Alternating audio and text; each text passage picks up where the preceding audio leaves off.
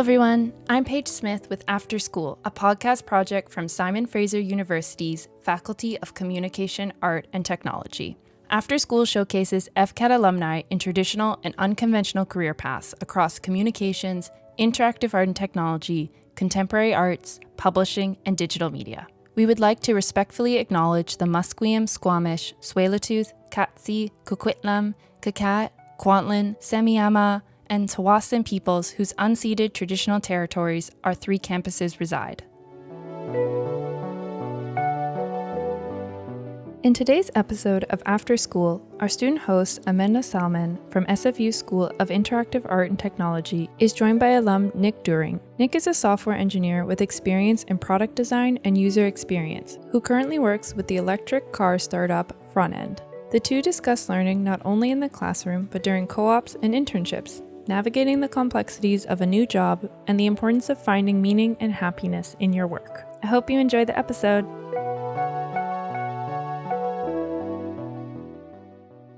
Like at the end of the day, I feel like a lot of what you do at work is figuring out like what's going to make me happy.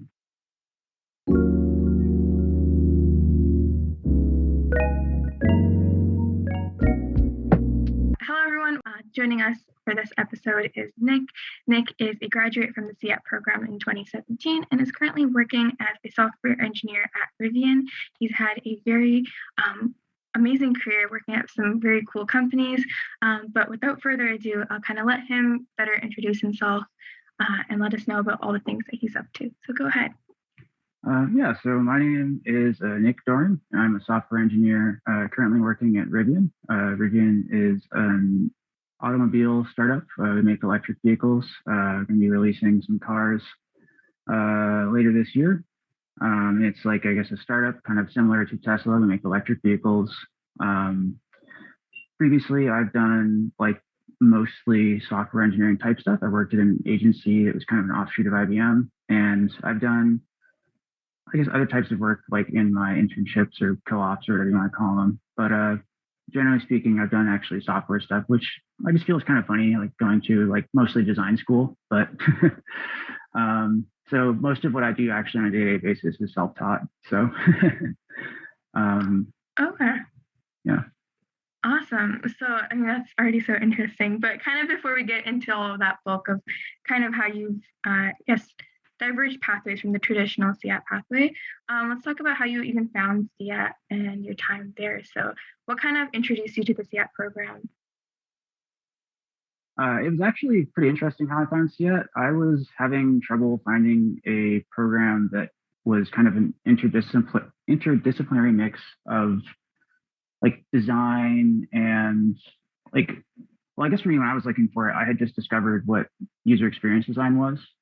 And I was going to school in the Bay Area, getting ready to transfer to Berkeley. And I had kind of looked there and they had like some ways that you could potentially get into something like that. And it didn't feel like it was very relevant or at least applied, which for me, I was looking to just get like, I wanted a big school experience in a sense. I didn't want to go to an art school or something because to me, it felt like, oh, if I'm doing user experience, like it's something that requires research. Like, why would I learn research from an art school? It doesn't make any sense.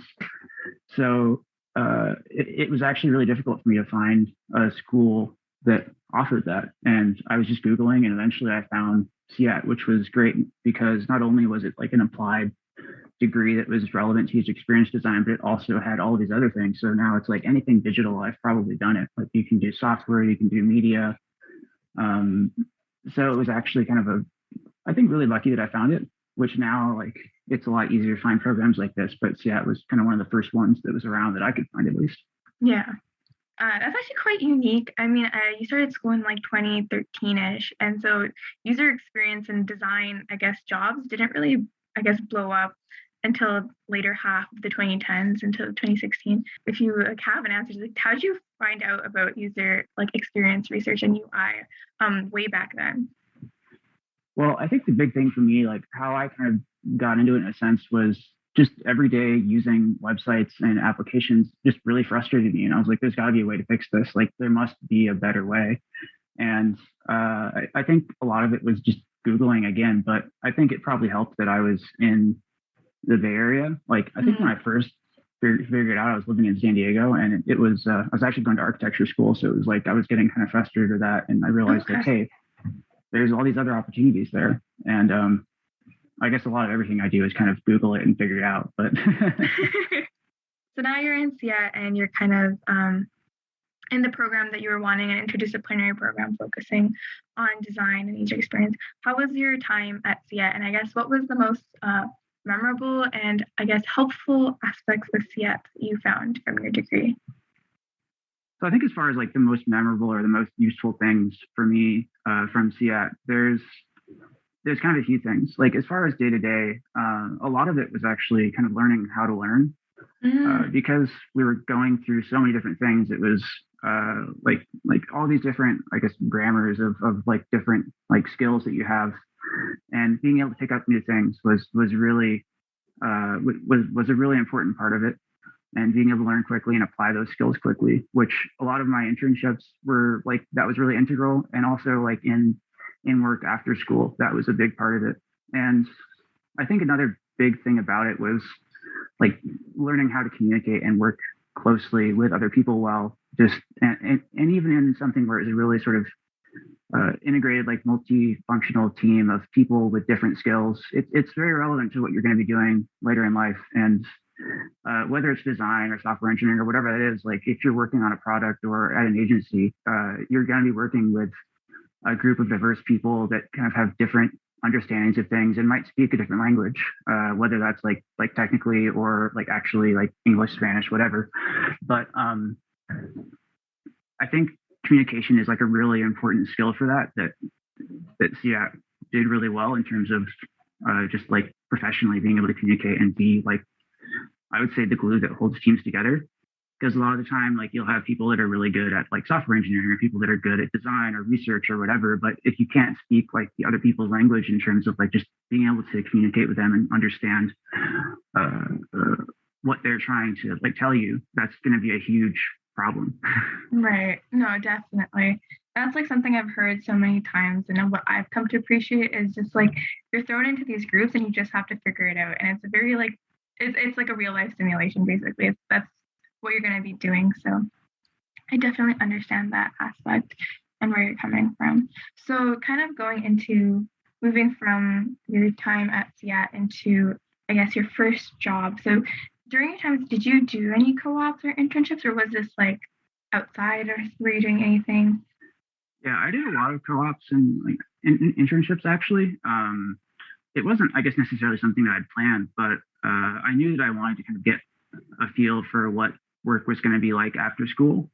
And just in general, I think my education has always been very applied, even from high school. That was kind of the whole point of my high school, was do everything like applied, and like homework doesn't make any sense because you don't get homework in real life. So it was a lot of applied stuff. And so that kind of led me to co-ops during school. And one of the things that I think I found, or one of the things that I learned from the co-ops and that I always tell people, is you want to try and get as many different types of experience that you can.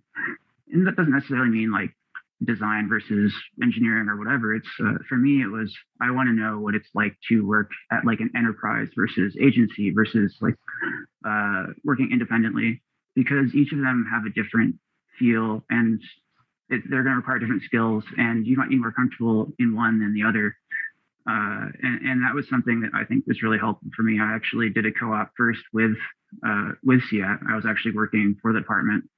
And then like right after that, I had an agency internship, which was really funny because they just like they reached out to me. I'm assuming that someone I knew recommended me or something. And despite having a bunch of like co-ops before I graduated, I never actually had to do any interviews, which is really weird, I guess, because during Touchpoint, I had like some interviews during that, but it's a bit different, I think, than like doing a regular interview for jobs, because everything's kind of lined up and whatnot. And I got lucky and managed to get like my first job through Touchpoint. And I think that it was really great that I kind of had a pretty good idea of what I was looking for in a job at that point. So like my first job, not only was it really kind of I guess it was just kind of easy to get, but also it was really relevant to what I was looking for. And also at the same time gave me a bit more experience in terms of like, what am I looking for in my next job? Whether that's like the values that the company has, or like the type of company it is, like the type of work I'll be doing. Like generally speaking, I think you'll just get better at knowing what that is over time. But the earlier you can figure that out, the happier you're going to be in your job, I think.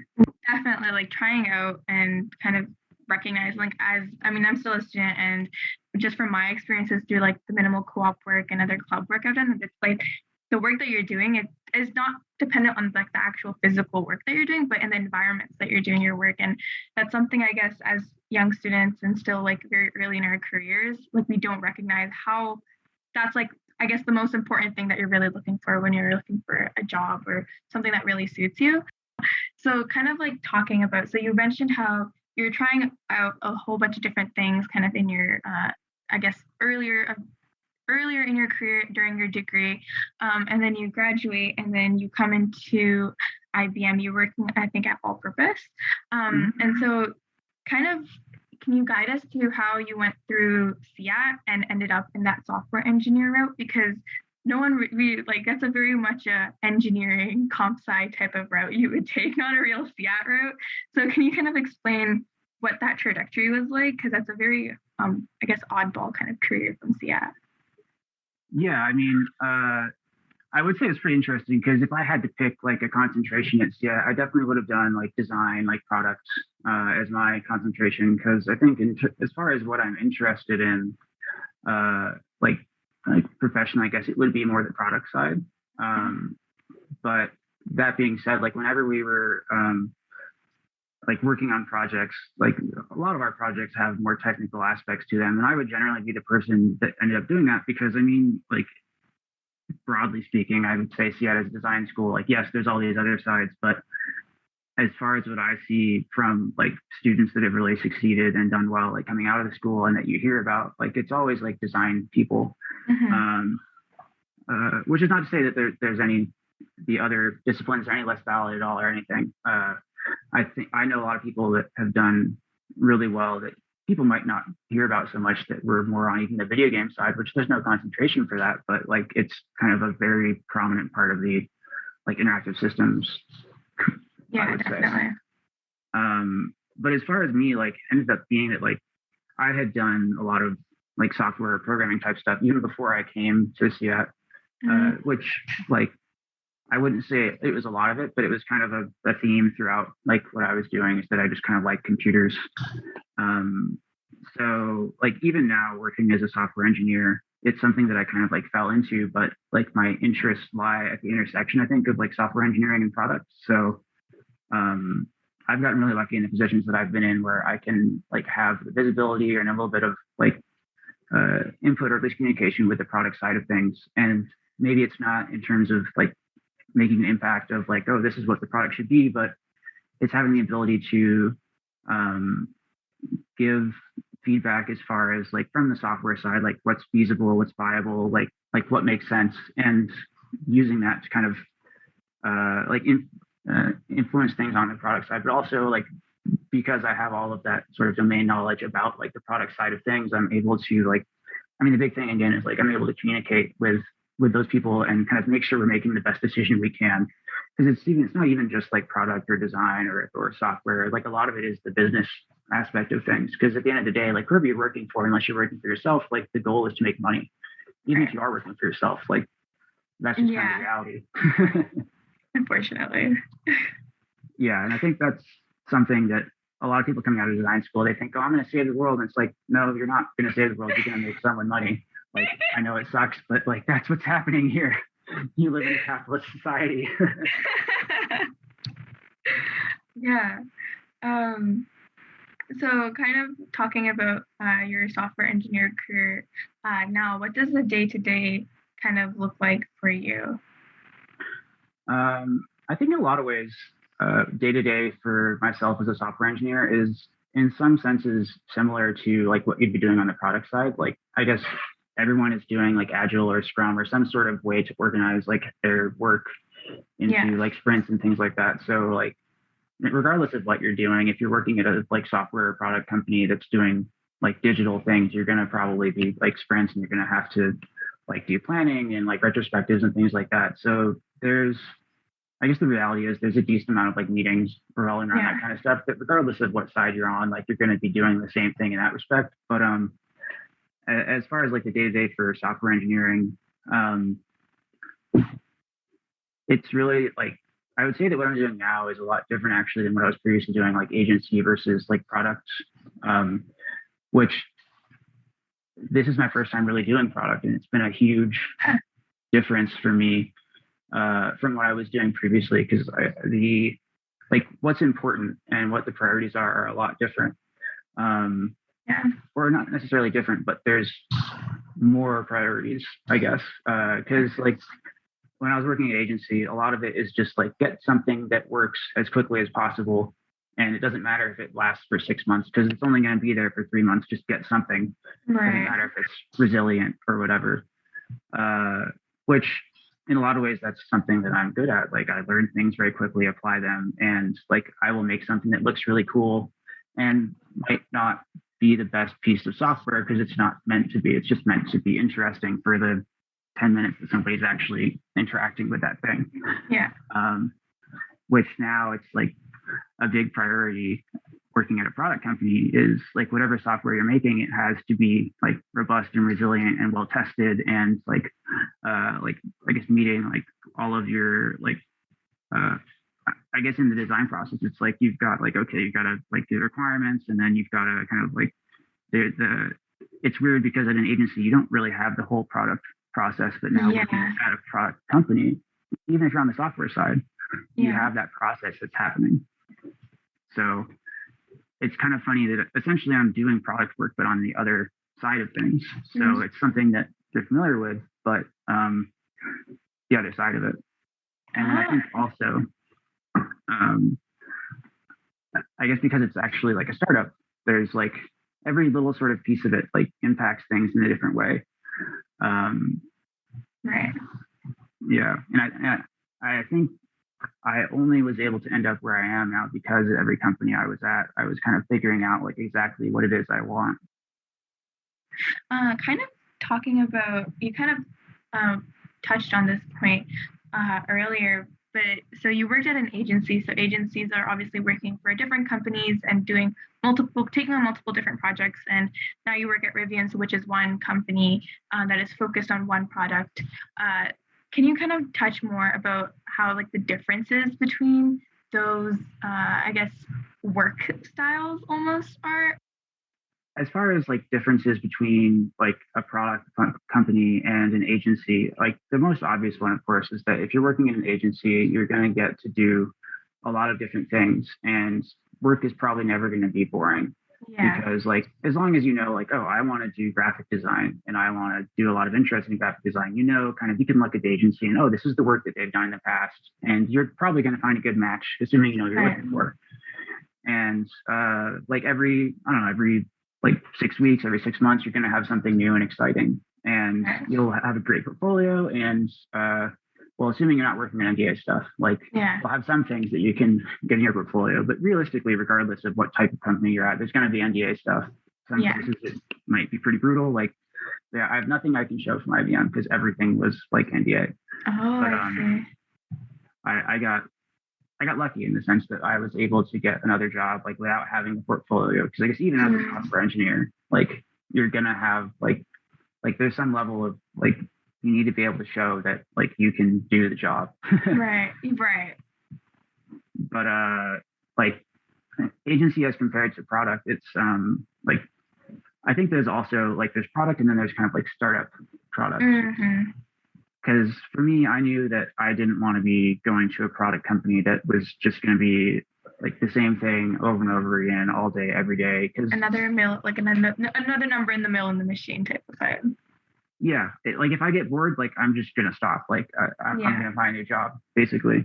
Because like I get bored easily. Like I need something that not only that I can care about and feel like I'm doing good work, but also like something that's engaging. And I think that's part of the reason why I decided to go with like a startup as opposed to like a large company. Like I guess you could say like I know a lot of people that work at like Google and Facebook and whatever, but for me, like beyond the fact that to me, it feels like I'm not necessarily like improving the world by working at those companies. Yeah. Like it's something where I don't want to be working on a button for 6 months, Yeah. That was sometimes what I got a sense of working at like IBM. Like I got lucky, I think, in that respect, that most of my work was agencies. So it was pretty interesting. And then at the end of my time there, I was actually kind of doing product work at a project that IBM had, IBM.org. So I got kind of a taste of what that would look like, and kind of like realistically, like I was able to kind of make a more informed decision about like what my next position should be. Yeah. And that kind of led me to go towards the startup route. And there's actually a lot of things that are like similar in a sense between like startups and agencies. Like depending on the stage that you're in, like if you're at a startup, like it's always going to be like super interesting what you're doing. You're going to be wearing a lot of hats. So like as somebody that's like going through FCAT, like you've got the ability to wear a lot of hats. Like if you get in super early, then you'd be doing marketing. You'll be doing like graphic design, interaction design. Like you could do some like software if you want. Like it's kind of like in terms of like T-shaped people, like that spot where you're deep is going to get you in the door. But as soon as they see like how wide you are, like you're going to be indispensable and you're going to be super valuable to be part of the team. And even for myself working in a very late stage startup, like I guess when I got here, there were 1,500 people, and there's like over 6,000 now or something, and it's only been like 8 months. So like I knew that like, yes, it's a car company, but there's so much kind of software stuff that they were doing in digital that like I knew that I wasn't ever really going to be bored.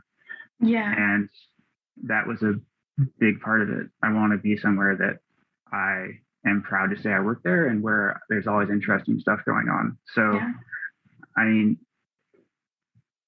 I think the biggest takeaway for me as far as like figuring out your path is like get as much exposure to as many different types of things as you can as early as possible, so you can better figure out like what's going to make you happy, or like work is like a third of your day.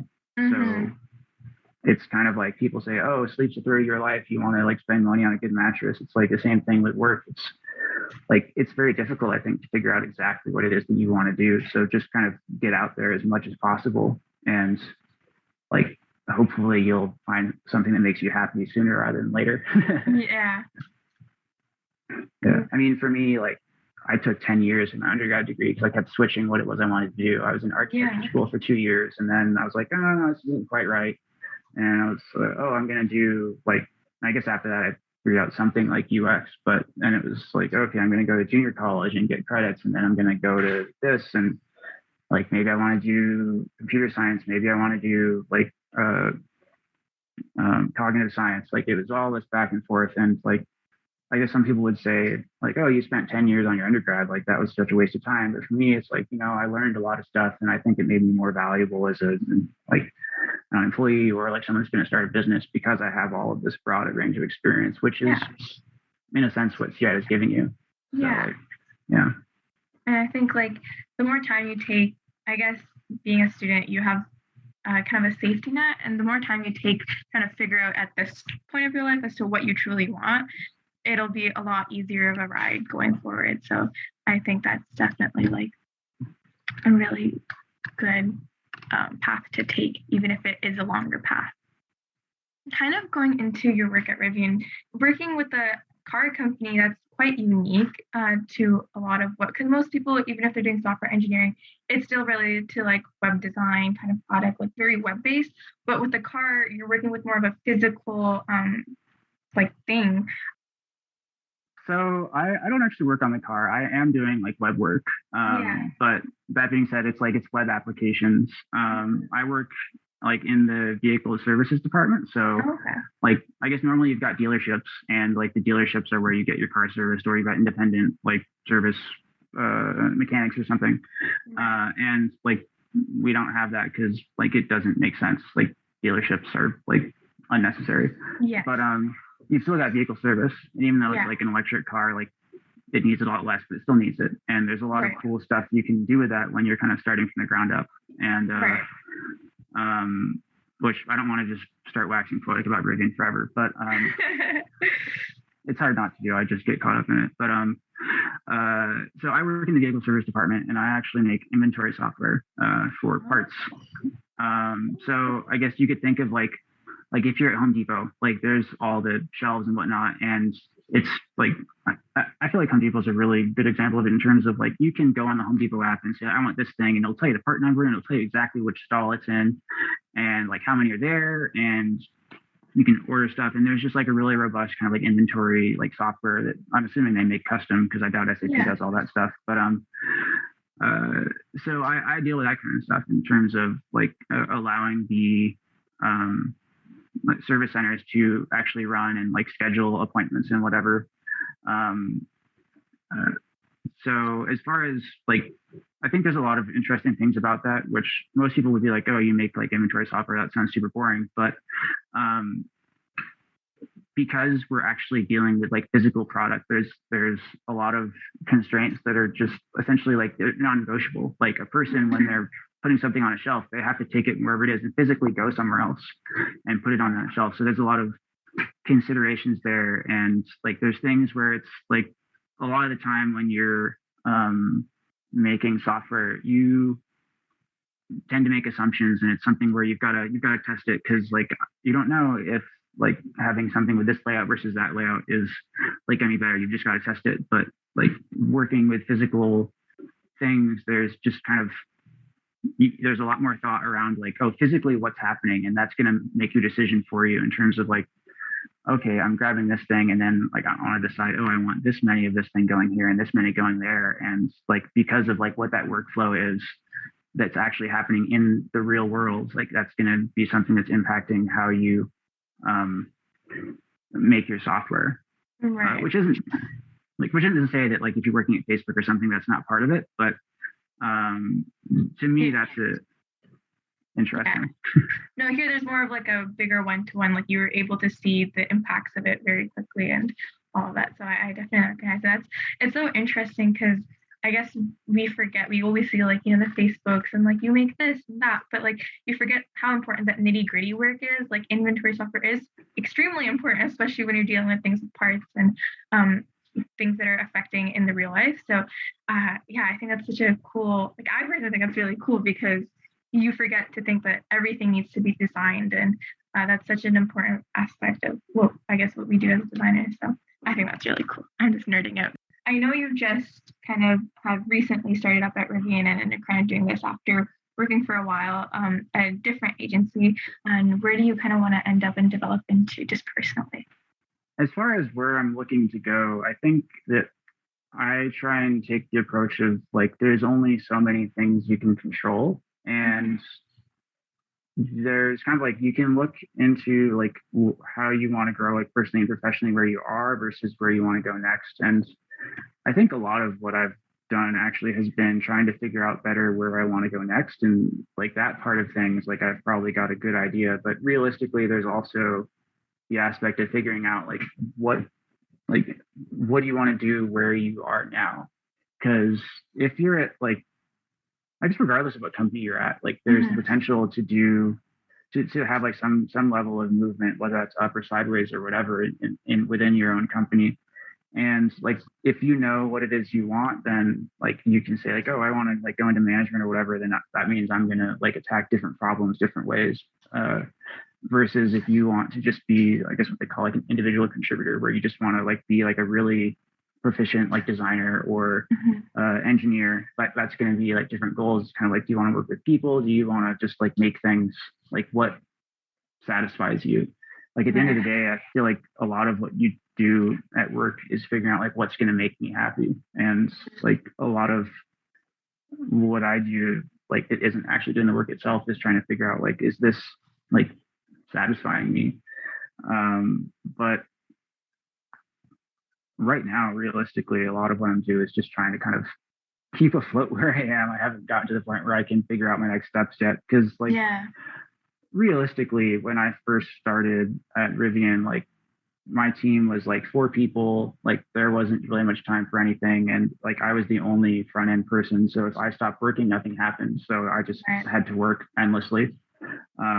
which I mean, some people will be like, oh, that sounds terrible, but like you're working in a startup, you know what you signed up for. Like a big part of it is if you're working in a startup, you've got the sort of agency or the ability to kind of take ownership over things and make an impact, even if like I work at a car company, I'm not working on cars, but whatever it is that I'm working on, I can like make an impact and make my presence like felt, and doing that on something that I really feel is important. I feel like you've been kind of mentioning it as through the questions, but I think you're at a kind of, from what I noticed, like a kind of a crossroads of trying to figure out like what satisfies you on a greater scale rather than just on a working scale, like a personal satisfaction type of level. I think you're at that point in your career. So for you, what is that? What is that personal satisfaction for you right now to find? Yeah, I think there's a lot of parts to that. The primary one, which was actually like the number one consideration for me when I was like looking for jobs recently, like I actually had like I guess a lot of trouble during COVID because like I was working at the agency and there was no work, so I was just kind of chilling, like okay, like there's nothing to do here. I guess I have to find a new job. And of course, everyone else had similar things going on, so it took me like 10 months from when I started like searching to when I actually got a position, which it feels kind of like crazy actually admitting that, but like it's the realities of our times, you know. It's like you can't really do anything about it. Yeah, it's like didn't lose my job, but there was no work to do. So yeah. So like I really had to figure out like what success meant to me or what was important in a new job. And the big thing, I think number one was almost like I guess like I've like alluded to is that like I'm doing work that I can be proud of, and like I'm like I can feel like not necessarily proud, but like I'm not gonna feel ashamed to tell somebody like where I work and what I do. Like I want to be excited to share with people like what my life is, because like work is yeah, I mean like work is a big part of your life. If I have like a job that I want to share, like other people are like sharing what they do on Instagram or whatever, then like I've just locked down like a third of my like hours in terms of like what's going to satisfy me in life. So like for me that ended up being like I actually like in the end like I got like for 9 months nothing ever worked out, but then in that 10th month like I kind of figured out like okay, this is what interviewing is, and like I've developed that skill enough where like okay, I'm getting offers, and I got like 4 offers at once, and it was like okay, I could work like for a healthcare like startup, I could work for like a company that like develops like municipal waste systems and like water, like it was basically like make sure people's water works well or whatever, which doesn't sound super sexy, but it was like, oh, this is really have an impact on people. No, definitely. And then it was like there was the last one was some, I think it was like a cryptocurrency like finance startup or something. But like at the very last second, like I got an interview with Rivian, and like I guess the crazy thing is like first interview Thursday, second interview on Friday, like got the offer on Monday, which other companies it was like months. Right. And so that was like, you know what, you guys really care enough to like give me that kind of response and get people like ready to interview.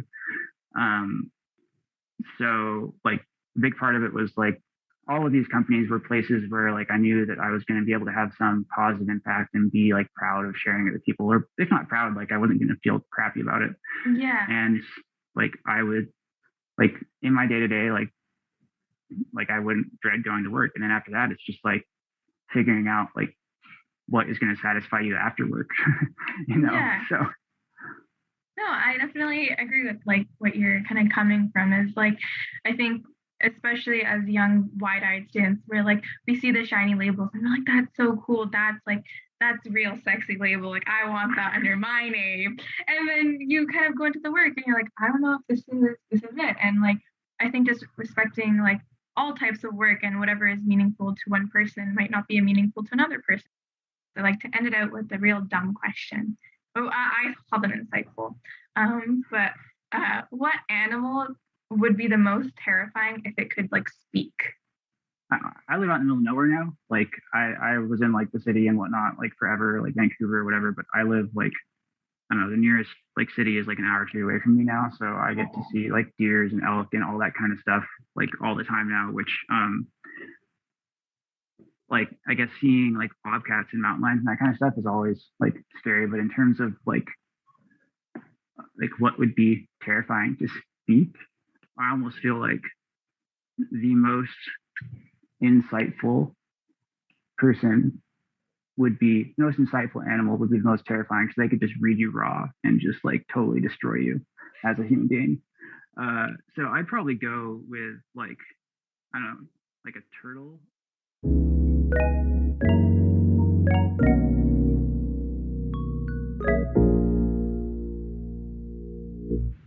Thanks for joining us in the studio. If you enjoyed the episode, please let us know by following us on Spotify or reaching out to us on our Instagram at SFU. Other than that, we'll catch you in the studio next time. After School is a podcast project from Simon Fraser University's Faculty of Communication, Art, and Technology. This has been our conversation with Nick Doering, hosted by Amena Salman.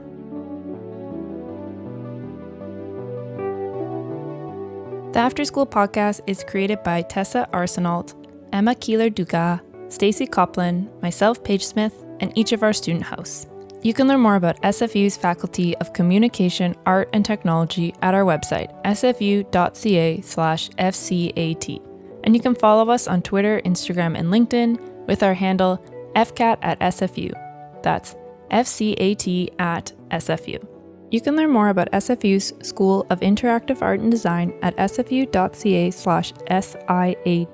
You can follow them on Twitter, Instagram, and Facebook at SIAT-SFU.